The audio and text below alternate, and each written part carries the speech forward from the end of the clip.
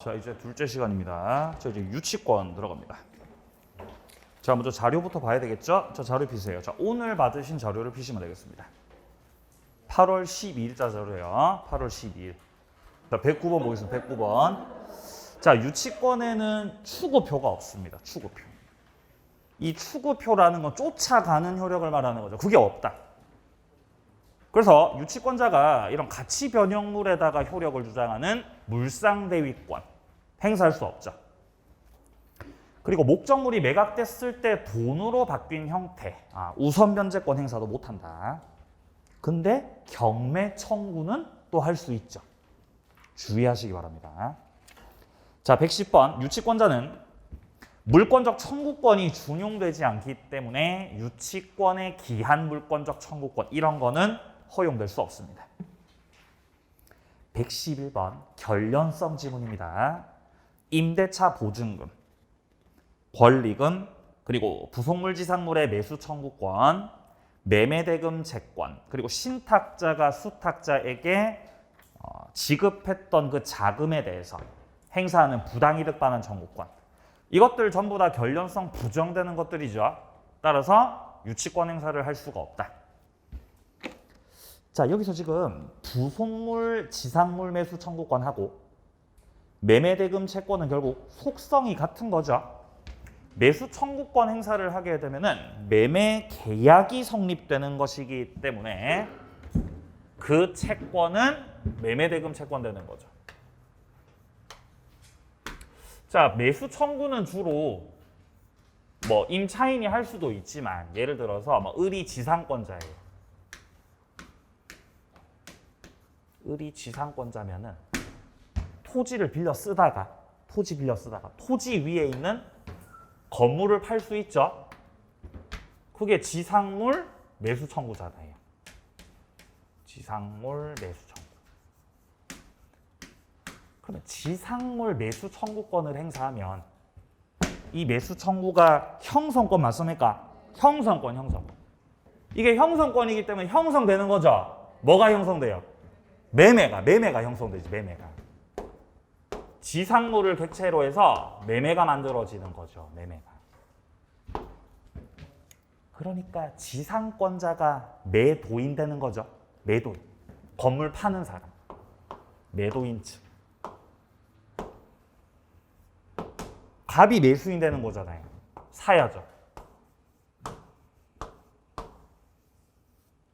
근데 이쪽에서 매수 대금을 안 주니까 목적물을 갖다가 내가 유치해버리겠다라고 하는 거죠.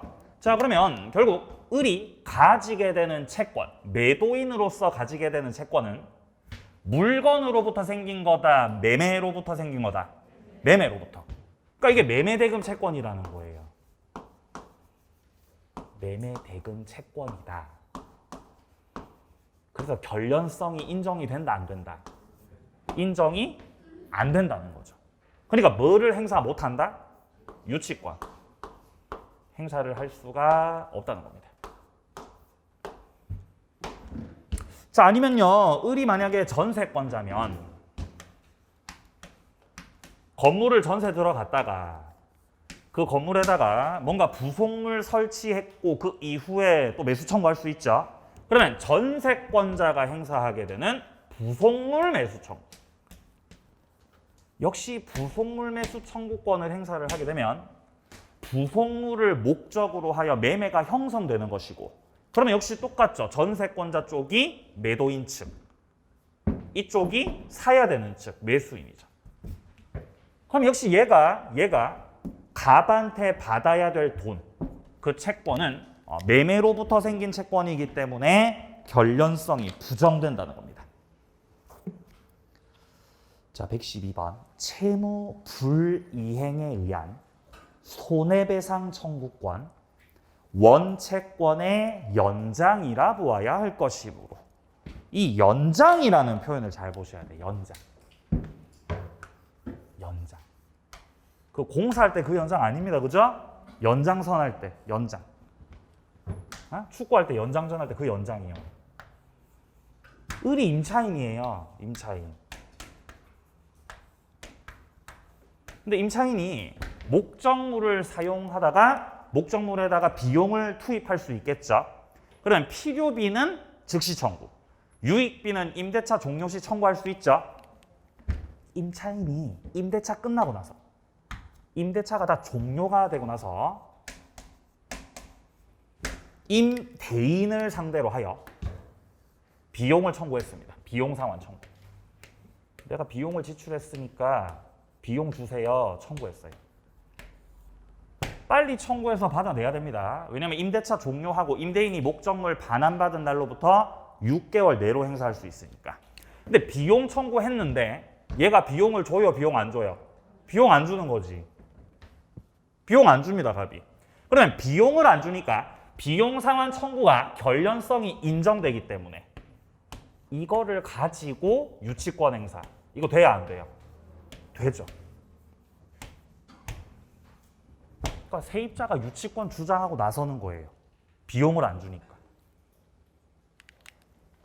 계속 안 주면, 비용을 계속 안 주면 비용을 못 받는 을한테 손해가 생기죠. 그럼 여기서 손해배상 채권이 불어나는 거예요. 여기서 을이 가지게 되는 손해배상 채권은 원래 비용을 받을 수 있었던 그 채권의 연장선이라는 거죠. 그러니까 비용을 가지고 유치권 행사를 해왔고 여기다 이게 손해배상 채권이 불어나니까 이것들이 싹 묶여가지고 피담보 채권으로 해서 유치권을 계속해서 주장할 수 있는 거다. 이 말이죠, 지금. 문장 다시 봅니다. 채무불이행으로 인한 손해배상 청구권. 이건 원채권. 원채권이 비용채권이죠. 비용채권의 연장이라 보아야 할 것이므로. 물건과 원채권 사이에 결련관계가 있는 경우에는 그 손해배상 채권하고 물건 사이에서도 결련관계가 있다는 거예요. 그러니까 여기서의 손해배상 채권을 가지고 유치권을 주장할 수 있다라는 판례. 113번 점유 매개 관계를 통해서 채권자가 목적물을 간접 점유를 해도 유치권 행사는 가능합니다. 여기서 말하는 대표적인 점유 매개 관계는 임치 관계죠. 임치, 맡기는 것. 채권자, 유치권자가 직접 점유를 해도 되지만 딴 사람한테 맡겨도 되죠. 그럼 맡기면 무슨 점유예요? 간접 점유하는 거잖아. 맡기면 간접 점유하는 거지. 그렇게 유치권 행사 됩니까? 되지. 그러나 채무자가 직접 점유면 안 돼요. 채무자 쪽에서 직접 점유를 해버리면은 물건을 들고 가버릴 거잖아, 채무자가. 그럼 유치권 안 된다는 거예요. 그래서 채무자라는 단어와 직접 점유라는 단어가 딱 나오는 순간 유치권은 성립하지 않는다. 이게 개 데리고 가는 거였잖아요. 그죠? 또 기억 안 나죠? 나요? 아니, 안 나는 거 한 분 있었어요. 을이 갑이 키우던 개를 유치하다가 이 개를 직접 점유를 해도 되지만 이 개가 무서우니까 싸나우니까 점유 매개 관계 임치를 통해서 개를 갖다 맡겨버리는 거예요. 그럼 얘가 수치인으로서 개를 직접 점유하는 거지. 직접 점유. 을은 무슨 점유하고요? 간접 점유하고요. 그렇게도 유치권은 성립할 수 있는 거죠. 그러나 여기서 병도 개가 싸나워서 관리가 안 되니까 다시 맡겼다. 다시 개를 맡겼는데 그 개를 다시 맡은 사람이 하필 갑이었다는 거죠. 그럼 얘가 직접 점유하게 되는 거죠. 근데 하필 갑은 개 주인으로서 을한테 치료비 줘야 될 사람이죠. 갑이 채무자라는 거예요. 채무자. 제3자 병이 유치물인 개를 직접 점유하는 거는 문제가 없었지만 이렇게 채무자 쪽에서 직접 점유를 해버리게 되면 을이 유치권 행사하는 건 아무 의미가 없다는 겁니다. 갑이 걔 데리고 그냥 집에 가면 끝이죠. 따라서 유치권 성립할 수 있다 없다? 없다는 거. 채무자 직접 점유. 자, 내려갑니다. 114번. 어떠한 물건을 점유하는 자는 소유의 의사. 자, 소유의 의사가 자주 점유죠. 자주 점유. 선의, 평온, 공연하게 점유한 걸로 추정될 뿐 아니라 점유자가 점유물에 대해서 행사하는 권리가 적법 보유하는 걸로 추정되기 때문에 점유물에 대한 유익비상한 청구권 기초로 하는 유치권 주장을 배척하려면 그 점유가 불법으로 개시됐거나 그 밑에 줄 중간 점유할 권한이 없음을 알았거나 알지 못하네 중대한 과실에 기인했다고 인정할 만한 상대방, 당사자 쪽에 주장 입증이 있어야 한다. 이게 판례의 문제예요. 겁나 길죠? 근데 읽고 나서 머리 남는 게 없죠. 그게 판례 문제예요. 그게 판례 문제예요. 얘가 유치권 행사를 해, 유치권 행사를. 근데 유치권이 성립하려면은 불법 점유면 안 되죠. 적법이어야 돼, 적법. 그럼 유치권을 행사하고 있는 을은 자신의 점유가 적법이라고 주장하겠죠. 나 적법인디? 나 적법이야. 적법 점유야. 근데 갑 쪽에서는 채무자고 유치권을 배척하려고 그러죠. 그러면 갑의 주장은 당신의 점유가 무슨 점유라고? 불법이야. 너 불법이야. 너 불법이야. 라고 갑 쪽에서는 주장하죠. 그럼 여기서 유치권자 을이 불법이 아니라는 걸 입증해야 되겠어요? 갑이 불법이라는 걸 입증해야 되겠어요? 갑이 입증해야 된다는 거예요, 갑이. 일단 얘가 하고 있는 점유를 적법한 걸로 인정을 해줘야 되기 때문에 일단은 이 갑 쪽에서 네가 불법이야 라는 것에 대한 입증 책임이 있다. 그런 판례입니다. 별 내용은 아닌데 판례 문장 끌어다 오면은 문장이 길어지죠. 말을 길게 하는 걸 좋아하시니까요. 자, 115번. 목적물에 압류의 효력이 있은 후 성립한 유치권입니다. 유치권은 완전하게 성립할 수도 있고 불완전하게 성립할 수도 있죠. 자, 근데 압류의 효력이 있은 후에 성립한 거니까 압류가 빨랐어요? 유치권이 빨랐어요? 압류가 빨랐던 거지. 그러면 이런 유치권은 불완전하게 성립한 유치권이죠. 그러면 경락인에게 대항할 수 없다. 그러나 목적물에 압류의 효력이 있기 전에 먼저 성립했던 유치권, 압류보다 유치권 성립이 빨랐죠. 이러면 완전하게 성립하는 거죠. 경락인에게 대항할 수 있다. 좋습니다. 자, 이제 문제집으로 갑니다. 자, 문제집 255페이지입니다. 자, 1번 문제부터 자, 힘차게 풀어보겠습니다. 유치권자에게 인정되지 않는 걸 골라라. 기읍, 경매 청구 할 수 있고요. 니은하고 디귿하고 리을 같은 경우는 유치권자의 권리죠. 과실수취, 비용 청구, 간이 변제 충당. 근데 미음을 보시면 유치권의 기한 반환 청구죠. 이거 지금 물권적 청구권이지 않습니까? 이거 돼야 안 돼요? 이거 안 되지. 그럼 유치권에 기한 제거 청구 돼야 안 돼요? 그것도 안 되지. 유치권에 기한 예방 청구는요? 다 안 되는 거죠. 준용이 안 되니까. 미음은 빠지고요. 자, 비읍 물상대위. 유치권에 추급효가 없다 그랬죠? 물상대위 안 되고 우선 변제권 행사도 못 합니다. 시읍 유치권자가 그냥 사용하는 건 안 되지만 그 보존을 위한 사용은 할 수 있는 거죠. 대표적인 예가 뭐가 있어요? 주택 거주하시는 거. 예? 주택에서 뭐 하시는 거? 거주하시는 거. 주택 거주하는 거. 갑이 집을 가지고 있었고요. 갑이 집을 가지고 있었고 갑이 소유하고 있는 이 집에다가 을이 갑으로부터 공사 의뢰를 받아서 을이 공사를 했던 거예요. 그럼 을한테는 공사비 채권이 있는 거죠. 그리고 을이 가지게 되는 공사비 채권은 이 주택으로부터 생긴 채권이죠. 물건으로부터 생긴 채권. 따라서 갑 쪽에서 공사비를 안 주면 을이 유치권 행사를 할 수 있습니다.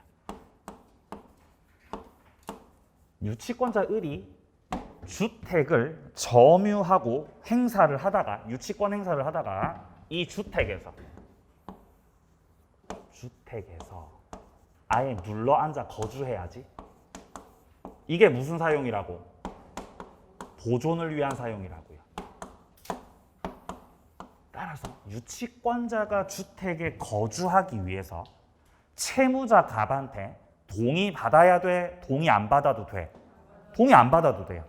동의 필요 없죠? 그냥 살면 돼, 살면 돼. 들어가 살면 돼. 꿀이네요, 그죠? 살면 돼. 집이 생겼네. 근데 네가 살면 그로 인해서 부당한 이득을 얻게 되죠. 임대료가 붙는 거죠. 그러니까 그 사용료 내야 되죠. 부당이득 반환의 의무는 있다는 거. 사용료는 내야 된다. 부당이득 반환 의무가 있습니다.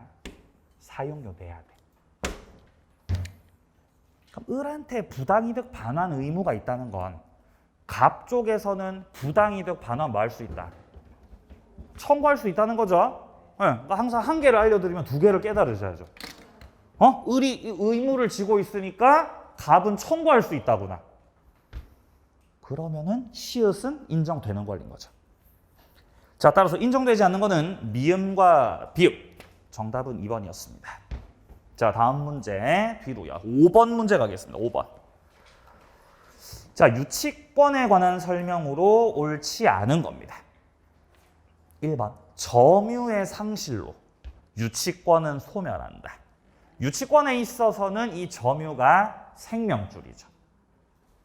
점유가 성립 요건이면서 또한 존속 요건입니다. 반드시 점유가 있어야 돼요. 유치권 주장하려면. 자, 2번은 유치권자가 경매할 수 없다고 돼 있죠? 경매 안 됩니까? 경매 되는데요. 2번 정답. 3번. 유치권을 행사해도 그가 가지는 피담보 채권의 소멸시효. 그건 별개로 진행이 되는 거죠. 왜냐하면 유치권은 소극적으로 기다리는 거거든요. 소극적 기다림. 따라서 유치권 행사를 해도 소멸시효는 그대로 진행이다. 이거랑 똑같은 속성을 가지고 있는 게 또 뭐가 있었어요? 맞아요. 동시이행의 항변권도 맞습니다. 유치권도 동시이행 항변권도 소극적 기다림이기 때문에 채권의 소멸시효는 진행한다. 영향을 미치지 않습니다. 자, 4번입니다. 채무자 쪽에서 유치권자에게 상당 담보를 제공하고 유치권의 소멸 청구할 수도 있죠. 5번. 유치권자가 필요비를 지출한 때 필요비 상환 청구할 수 있습니다. 물론 유익비도 가능하고요. 정답 2번 내려갑니다. 6번 문제. 자, 유치권 성립 요건에 관한 설명으로 틀린 겁니다. 1번입니다. 수급인의 재료로 완성한 자기 소유 건물입니다. 수급인이 자기가 직접 신축한 건물이라는 거죠. 그래서 수급인의 소유라는 거죠. 그러면 도급인 쪽에서 공사비를 안 주더라도 수급인은 자신이 소유하고 있는 건물을 유치할 수 있습니까? 안 되는 거지. 자기 물건이니까. 자, 2번. 점유는 유치권의 성립 요건이면서 그쵸? 존속 요건이다. 또한 채권이 발생하고 나서 그 이후에 점유를 취득해도 괜찮습니다. 순서 상관없어요. 채권 취득하고 점유를 하든 점유 먼저 하고 채권 취득하든 상관없습니다. 유치권 성립. 자, 3번입니다. 변제기 도래가 유치권 성립 요건인데 법원에서 변제기 유예를 허용했다. 이게 바로 그 유명한 유익비와 관련된 상환기간 허여 말하는 거죠. 그럼 기간 유예돼 버리면은 유치권 성립할 수 없다. 자, 4번 지문은요. 채무자가 직접 점유자로. 보이세요? 채무자, 직접 점유. 그럼 유치권 돼, 안 돼? 그럼 안 되지. 채무자 직접 점유. 4번 정답이네요. 5번입니다. 유치권자의 점유는 직간접 점유 다 가능하고요. 불문한다. 자, 그리고 유치권자가 제3자와의 점유 매개 관계를 통해서 유치물을 간접 점유를 하더라도 유치권 소멸하지 않는다. 자, 지금 현재 이 5번 지문에서 말하는 거는 유치권자가 간접 점유를 하고 제3자가 직접 점유하는 경우입니다. 5번 지문은 제3자가 직접 점유하는 경우. 이 경우는 문제 없어요. 문제 없어요. 유치권 성립할 수 있습니다. 누가 직접 점유? 제3자가 직접 점유. 근데 4번 지문에서처럼 누가 직접 점유를 하면, 채무자가 직접 점유를 하면은 유치권이 돼, 안 돼? 아, 그건 안 된다고요. 이 두 가지를 잘 비교. 두 가지 비교. 그러니까 5번은 맞는 말이고 4번이 틀렸습니다. 뒤로 8번 문제. 자, 8번입니다. 유치권 성립하는 경우를 모두 고르면. 자, 기억은 어떤 단어 보이세요? 보증금. 보증금 이거 결련성 인정됩니까? 안 되죠, 안 되죠. 보증금, 권리금, 매수 청구권, 매매대금 채권 이런 거. 결련성 부정이었죠. 자, 니은 수급인이 시멘트, 모래 등의 건축 자재를 공급해서 발생한 건축 자재에 대한 매매대금 채권에 기해서 신축한 건물을 점유하는 경우입니다. 니은에서 말하는 건 건축 자재대금 채권입니다. 건축 자재대금 채권도 결국 속성상 매매대금 채권이죠. 결련성 인정됩니까? 안 됩니다. 니은도 안 됩니다. 디귿. 압류의 효력이 생기고 나서 채무자가 채권자에게 점유를 이전했고 변제기 도래한 채권자가 건물을 점유했습니다. 자, 지금 문장에서요. 둘째 줄에 점유 이전. 채권자가 점유를 시작했고요. 그리고 변제기가 도래한 채권. 채권 변제기도 도래했죠. 그러면 유치권이 성립하게 됐다 이 말이에요. 근데 유치권 성립이 압류 전이에요? 지금 압류 후예요? 압류 후죠 지금. 그럼 유치권 성립해야 안 해요? 성립한다 안 한다? 성립하지. 불완전하게. 불완전이지만 성립은 하는 거지. 그죠? 성립하는 거지. 디귿은 성립하는 거예요. 불완전이지만요. 리을 내려갑니다. 수급인이 자신의 노력과 출제로 완성한 독립된 건물. 자기 건물입니다. 유치권 성립할 수 없다. 자, 미음은 사회통념상 독립된 건물이라고 볼 수가 없어요. 그냥 정착물에 불과하다는 겁니다. 토지에 부합되어 있을 뿐 독립한 물건이 아니기 때문에 유치를 할 수가 없습니다. 미음은. 그러니까 유치권이 불완전하게나마 성립하는 거는 지금 디귿밖에 없어요. 정답은 5번이었습니다. 자, 다음 9번 문제요. 자, 결련성이 인정되는 게 몇 개냐? 기억. 채권이 목적물 자체로부터 발생. 그리고 목적물 반환 청구권과 동일한 법률 관계나 사실 관계로부터 발생. 자, 이게 바로 결련성을 인정한다라는 판례 문장 그대로 인용한 겁니다. 맞는 말이고요. 니은은 부속물 매수 청구죠. 결련성 인정돼 안 돼? 인정돼요? 안 되지. 디귿은 계약명의 신탁에서의 신탁자가 수탁자에게 행사하는 매매대금 상당의 부당이득 받는 청구죠. 이것도 결련성 인정돼야 안 돼요? 안 되는 거지. 리을, 보증금, 권리금, 결련성 부정. 미음은 뭐예요? 그렇죠. 매매대금 채권이죠. 건축 자재대금 채권. 비읍은 건물 외벽에 설치된 간판. 건물 일부가 아니라 독립된 물건입니다. 간판 설치공사 대금 채권에 기해서 건물을 점유하고 있어요. 유치권 되겠습니까? 안 되는 거예요. 왜 안 돼요? 예, 건물하고 별개라서. 자, 건물이 갑거예요. 건물이 갑거. 근데 갑이 여기다가 간판을 설치하려고 하는 거죠. 간판을. 그죠? 자, 그래서 을이 간판 설치했어요. 간판 설치. 을이 간판 설치한 거지. 간판. 옆에다가 이렇게 간판 이렇게 설치한 거죠. 설치.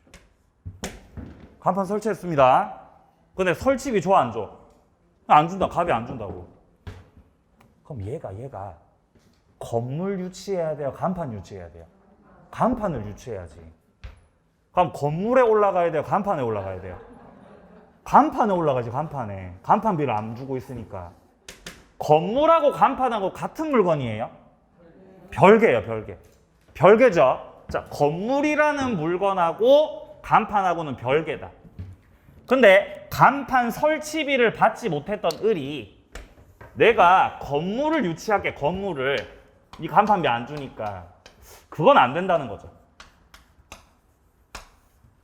을의 채권이 건물로부터 생긴 채권은 아니기 때문에 안 된다라는 겁니다. 그러니까 결련성이 인정되는 것은 지금 기읍밖에 없다는 뜻입니다. 다 부정되죠 지금. 정답 1번. 자, 뒤로 넘기세요. 자, 다음 10번 문제는 너무나 쉬운 문제이기 때문에 좀 스스로 풀어보시고요. 자, 다음 12번 문제. 유치권에 관한 설명으로 옳지 않은 것은. 자, 1번 수급인 또 나왔죠. 수급인. 그의 비용과 노력으로 완공시킨 거죠. 그의 노력. 그러면 건물이 누구 거다? 수급인 자기 거다. 유치권 안 되죠? 안 되죠. 자, 2번입니다. 물건의 소유자는 그 물건을 점유하는 제3자가 비용을 지출할 때 점유 권원이 없음을 알았거나 중대한 과실로 몰랐음을 입증해서 유치권 주장을 배척할 수 있다. 어떻습니까? 자, 예를 들어서 갑이 건물주고요. 갑이 건물주고 을이 임차인이에요. 임차인이 비용을 지출했어요. 그러면 임차인의 점유는 불법 점유, 적법한 점유. 적법한 거지.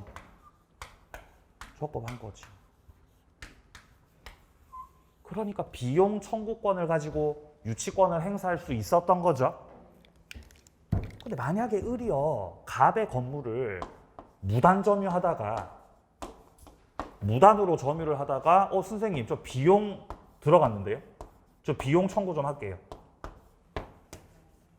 아니, 무단 점유자가 비용 청구할 수 있습니까? 돼야 안 돼요? 되죠. 203조 비용 청구. 선악 불문. 기억 안 나세요? 점유자와 회복자 관계 속에서 203조 비용 청구는 선악 불문하고 행사할 수 있다. 비용을 청구할 수 있더라도 갑이 비용을 주지 않는다 하여 이것을 기초로 유치권을 행사할 수 있는 것이냐? 라고 묻는다면 그건 안 되는 거예요. 왜냐면 유치권을 주장하려면 적법한 점이어야 하죠. 너 불법, 무단 점유했잖아. 너 불법이지, 불법. 너는 지금. 당신 유치권 안 돼. 라고 해야 되는 거지. 그러니까 갑 쪽에서 너 무단 점유했잖아. 너 불법으로 점유한 거잖아. 라고 하는 갑의 주장. 갑이 을의 점유를 불법이라고 주장하면서 을의 유치권 주장을 배척할 수 있겠습니까? 배척할 수 있는 거죠. 불법을 주장해서. 3번 내려갑니다. 채권과 물건 사이에 결련 관계가 있습니다. 그럼 일단 채권과 물건 사이에 결련 관계가 있으니까 일단 유치권이 돼야 안 돼요? 되죠. 근데 그 비용을 안 주면, 그 돈을 계속 안 주면 그 채무 불이행으로 인해서 손해가 늘어나니까 손해배상 채권 붙는 거죠. 이거 아까 뭐라 그랬어요? 연장선이라 그랬어요. 원래 갖고 있던 채권의 연장선이죠. 그러면 이제 그대로 유치권 행사 계속 할 수 있는 거죠. 그러니까 손해배상 채권도 결론적으로 결령관계가 인정이 되는가 안 되는가? 인정된다고 해야죠. 연장선으로서. 3번 정답. 자, 4번입니다. 저당권 실행으로 부동산 경매 개시 결정 기입 등기가 이루어지기 전에 유치권 취득한 사람. 뭐가 떠오르세요? 완전 유치권이죠.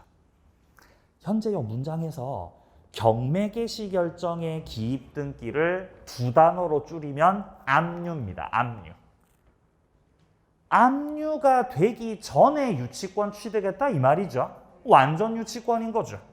그러면 경락인에게 주장할 수 있습니까? 예. 자, 5번 토지 등 성질상 다른 부분과 쉽게 분할할 수 있는 물건이다. 쉽게 분할이 가능하다는 건 그 자체로 특정이 가능하다는 거죠. 그 자체로 독립하다는 겁니다. 그러면 그 일부를 목적으로 유치권 성립도 가능한 거죠. 정답은 3번이었습니다. 좋습니다. 자, 이제 사례 형태로 된 문제로 갑니다. 자, 뒤로 18번 문제. 자, 18번 문제로 옵니다. 페이지는 264페이지입니다.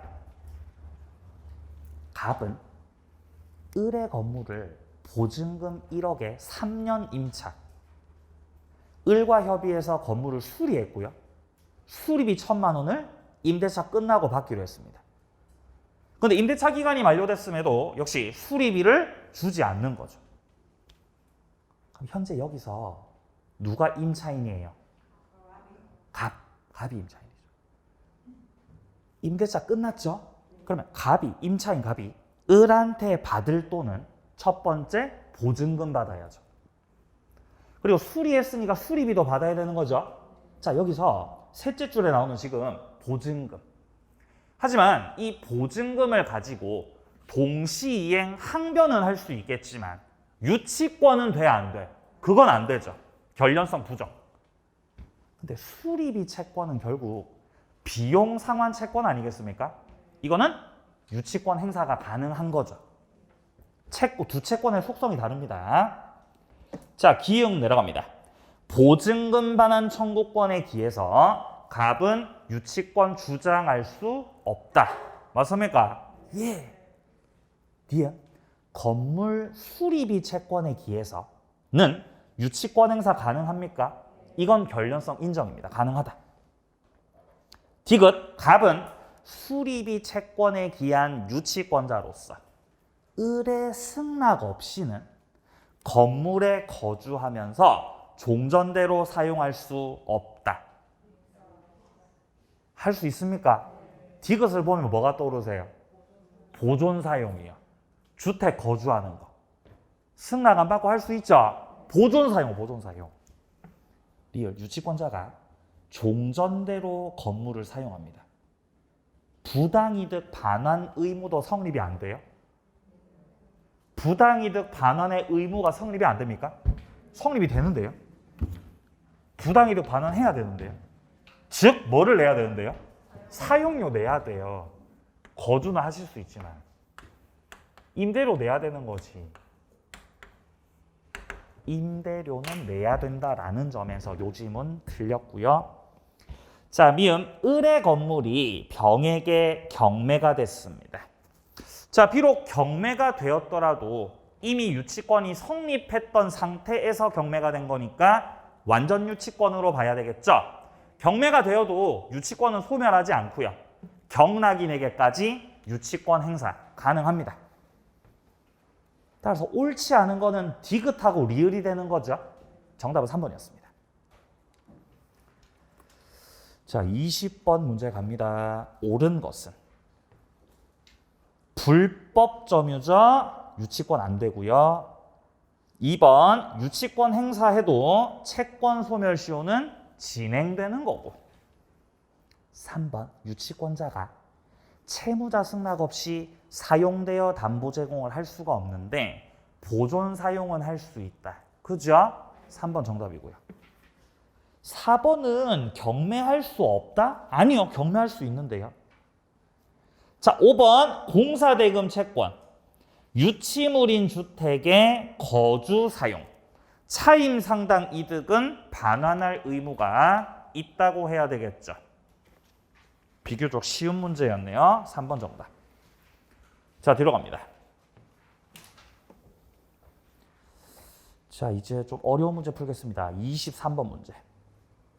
23번 보세요. 갑소유 토지에 주택 신축 공사를 을에게 맡기면서 을 명의로 보존 등기가 되고 나서 2개월 내로 공사대금 지급과 동시에 주택 인도받기로 약정했습니다. 네? 간명이요? 아, 죄송합니다. 을명이라 그랬어요? 죄송합니다. 예, 간명이. 예. 자, 그럼 현재 지금 소유자가 누구예요? 갑이지, 갑. 현재 건물주가 갑인 거지, 갑. 근데 아직 보존 등기는 마치지 않은 거죠? 예. 자, 그러니까 이 공사를 을이 먼저 합니다, 지금. 자, 그러니까 이런 상황이에요. 갑이. 야, 내 건물 좀 지을게. 건물을 네가 지어줘. 그래서 을이 공사를 하는 거죠, 공사.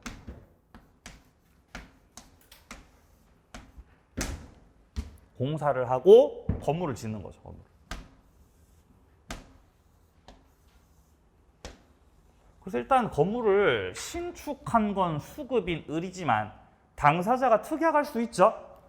이 건물을 신축한 건 을이지만 이 건물의 소유권이 누구에게 귀속된다? 예, 갑에게 귀속된다. 특약할 수 있죠. 자, 근데 지금 갑이 을한테 돈 주기로 한 거는 갑명의로 보존 등기 후 2개월 내로 공사대금 지급하고 주택 인도받기로 한 겁니다. 갑명의로 보존 등기한 거는 둘째 줄 오른쪽에 나와 있죠? 2016년 1월 15일이요. 그러면 1월 15일자로 갑이 보존 등기를 마쳤으니까 갑이 을한테 공사대금을 줘야 되는 거는 며칠까지예요? 3월 15일인 거지. 이게 변제기예요, 변제기. 즉 3월 15일이 되도록 갑이 계속해서 공사비를 주지 않으면, 공사비를 지급하지 않으신다면은 을은 3월 15일 이후서부터 목적물 점유한 상태에서 유치권을 행사할 수 있는 거죠. 상황 이해되세요? 그러니까 3월 15일이 되기 전까지는 을이 유치권 행사 못해요. 아직 변제기가 도래하지 않았거든요.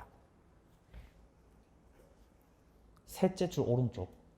갑의 채권자가 강제 경매를 신청했고 2월 8일자로 경매 개시 결정 등기가 되었다.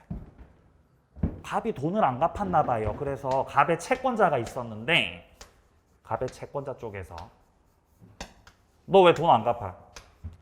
너 돈 안 갚으니까 당신 건물을 경매하겠어. 경매 신청했다는 거죠. 경매 신청을 하게 되면 목적물에 압류 효력 생기는 거죠. 그러면 압류 효력 생긴 게 지금 며칠이에요? 2월 8일인 거지. 그러면 결론적으로 압류가 빨라요? 유치권 성립이 빨라요, 지금? 압류가 더 빨라버리는 거죠, 이렇게 되면. 맞나요? 자, 그래서 이 건물을 경락받았겠죠? 누가 경락받았어? 예? 병이 경락받았죠.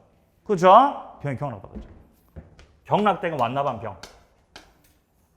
경락인 쪽에서 을한테 나가라고 하는 거지. 너 나가.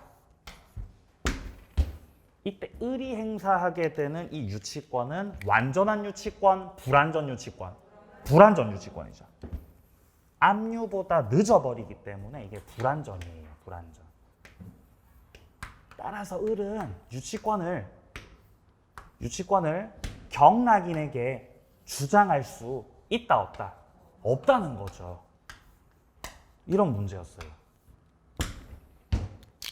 자, 기억부터 보겠습니다. 병은 주택에 대해서 소유물 반환 청구권 행사할 수 없다. 병이 을한테 야 건물 나한테 반환해. 청구 못합니까? 청구할 수 있죠. 왜 병이 청구할 수 있냐면은 을이 유치권을 가지고 경락인에게 대항할 수 있으니까 없으니까? 대항할 수 없으니까. 을이 경락인에게 대항할 수 없다는 거는 반대로 경락인 쪽에서는 유치권자한테 나가라는 식으로 대항할 수 있다 없다? 있다는 거죠. 너 나가. 그게 가능한 거지요. 그러니까 소유물 반환 청구권 행사할 수 없다는 거는 틀린 말이에요, 지금. 자, 니은입니다. 을은 유치권에 근거해서 인도 거절할 수 있습니까? 안 되죠. 유치권 행사 못 하죠. 누구한테 못 하죠? 병한테 못 하잖아요, 지금. 자, 디귿입니다. 동시이행 항변권. 동시이행의 항변권은 계약의 당사자에게 주장할 수 있는 거예요.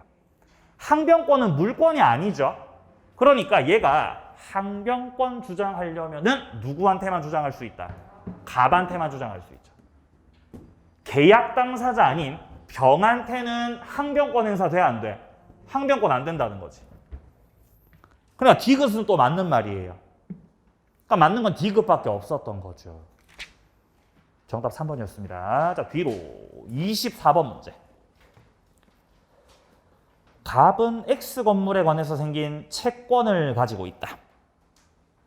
을의 경매 신청에 따라 X 건물에 압류의 효력이 발생하였고 병은 경매 절차에서 X 건물 소유권을 취득했다. 그럼 병이 경락인이겠죠. 다음 중 채권자 갑이 경락인 병에게 유치권 행사할 수 있는 경우를 모두 골라라. 경락인에게 유치권 행사를 하려면은 유치권이 완전해야 되는 거죠. 그럼 뭐보다 빨라야 돼요? 압류보다 빨라야지. 맞나요? 압류보다 빨라야지. 자, 예를 들어 건물주가 A고, 여기에 저당권이 설정됐어요.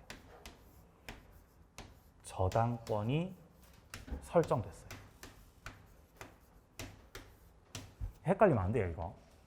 근데 이 건물에 채권자 갑이 돈을 못 받아서 점유를 시작해서 유치권이 성립했어요. 그럼 이거 완전한 거예요, 불완전한 거예요? 유치권이 빨랐어요, 늦었어요? 빨랐어요. 성립은 빨라서 늦었어. 저당권 설정보다는 빨라서 늦었어. 늦은 거죠. 근데 저당권 설정보다 늦어도 괜찮아요. 중요한 거는 압류보다 빠르면 됩니다. 저당권이 실행됐어요, 설정만 돼 있었어요? 설정만 돼 있었던 거지. 설정만 돼 있었고 유치권이 성립된 거죠. 그럼 이거는 빠른 거예요. 뭐보단 빠른 거예요? 압류보다 빠른 거예요. 그 이후에 성립이 먼저 되고 그 이후에 저당권자가 경매를 신청하더라도, 즉 경매 신청을 통해서 목적물에 압류의 효력이 생기더라도 압류보다는 지금 유치권이 빠른 거지 않습니까? 성립은 늦었지만요. 제 말 이해되시죠? 자, 그러니까 이 건물을 경락받은 게 누구예요? 병이죠, 병. 자, 이 건물을 병이 경락받았을 때 이 경우 유치권자는 경락인에게 유치권을 행사할 수가 있는 거지. 이렇게. 응? 을은 어디 갔어요? 을은? 네? 을의 경매 신청, 그죠? B가 아니라 을이었네, 을. 얘를 을로 바꿉니다. 책이랑 똑같이 헷갈리네. 자, 그럼 가령 A가 건물주인 상태에서 여기에 저당권이 설정돼 있었고, 자, 을명의로 저당권 설정.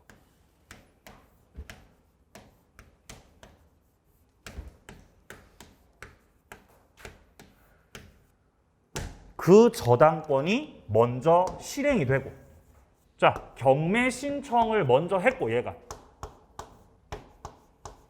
그럼 압류가 먼저 들어간 거죠. 근데 그 이후에 이제 이 A가 소유하고 있던 건물에 갑이 공사를 마무리해가지고 점유를 시작했다면은 경매 후에 유치권이 성립한 거지. 이거는 늦은 거예요. 이건 압류보다 늦어버린 거죠. 경매가 먼저 신청됐고 그 이후에 유치권 성립된 거거든요. 이러면 불완전한 거죠. 그러면 이제 그 이후에 이 경매 절차에서 병이 경락을 받았을 때 경락인 병에게 유치권 행사할 수 있다고 없다고? 없다고. 안 되는 거예요. 구별되시죠? 그러니까 저당권이 설정되는 시점하고 그 이후에 저당권자가 경매 신청하는 시점하고 구별해서 압류가 생긴 때를 기준으로 하여서 완전 유치권이냐 불완전 유치권이냐를 판단하셔야죠. 그러면 기억 보세요. 건물의 압류의 효력이 발생한 후 갑이 점유를 이전받았어요. 그러면 점유를 이전받았다는 거를 유치권 성립된 상황으로 가정해보면 압류가 빨랐어요? 유치권이 빨랐어요? 압류가 빠른 거지. 니은도 마찬가지예요. 압류의 효력이 발생한 후 피담보 채권 변제기 도래한 거죠. 유치권이 설령 성립했더라도 어쨌든 압류가 더 빨랐기 때문에 기역하고 니은은 불완전 유치권이죠.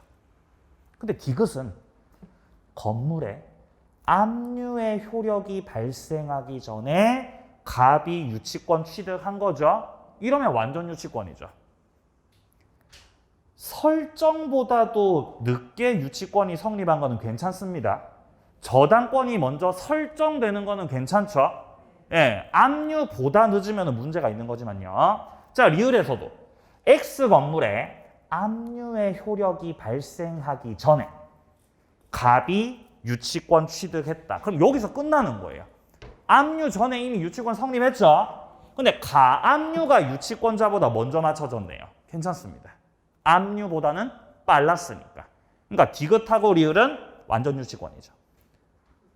따라서 경락인 병에게 유치권을 행사할 수 있는 경우는 디귿하고 리을인 거죠. 완전 유치권. 정답 3번입니다.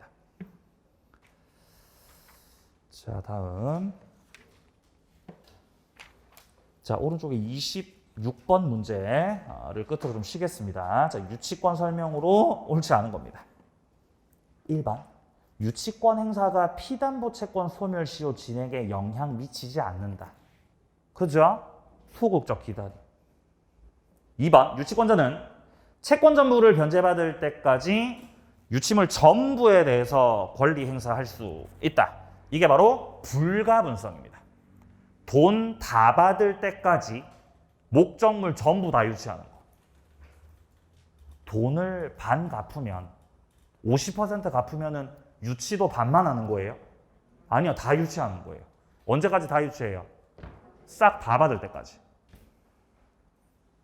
3번입니다. 근저당권 설정 후 경매로 인한 압류의 효력이 발생하기 전에 취득한 유치권. 완전해요? 불완전해요? 완전해요. 그러면 경매 절차 매수인에게, 즉 경락인에게 대항할 수 있다고 해야죠. 3번 정답. 자, 4번은 무슨 단어를 잘 보셔야 되냐면은 채무자를 직접 점유자로. 보이십니까? 유치권 안 되는 거예요. 자, 5번입니다. 유치권자가 경매로 인한 낙찰자에게 여전히 유치권 행사는 가능한 거지만 인도 거절할 수 있는 거지만 경락인에게 돈 갚으라고 하는 건 안 되죠. 채권 변제 청구는 할 수 없다. 자, 정답은 3번이었습니다. 자, 이제 조금 쉬었다가 이제 저당권으로 가겠습니다.